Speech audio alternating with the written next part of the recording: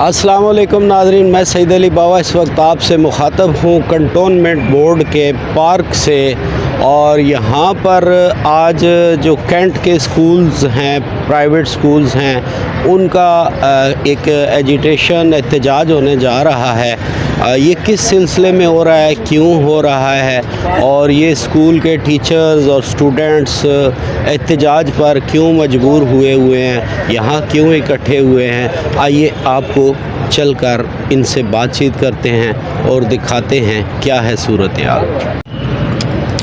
जी viewers, इस वक्त जो है ये रावलपिंडी कंटोनमेंट बोर्ड के इस पार्क के अंदर ख़ासी बड़ी तादाद टीचर्स की और स्कूल स्टूडेंट्स की इकट्ठी हो चुकी है, जबकि मज़ीद जो टीचर्स हैं, स्कूल से रेलेवेंट लोग हैं, स्टूडेंट्स हैं, वो जोक दर जोक पार्क में आ रहे हैं और ये एहतजाज कर रहे हैं इस सिलसिले में कि ये जो स्कूल्स को कंटोनमेंट के एरिए से ट्रांसफ़र करने का मामला है, उसके कुछ अदालती अहकामात भी हैं और कुछ जो है अब इन लोगों के क्या मसाइल हैं और ये क्या हाल चाहते हैं।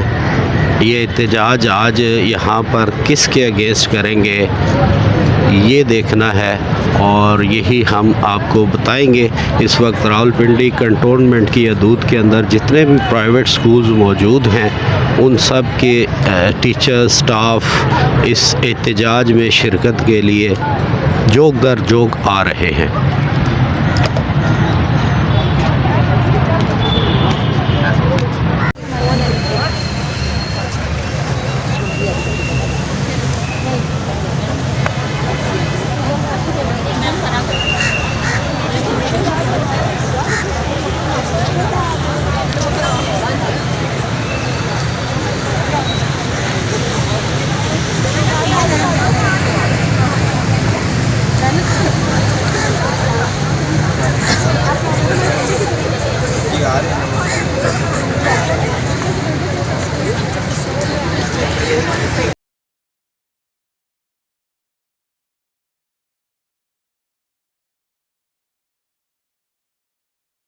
पहले आप पहले पढ़े।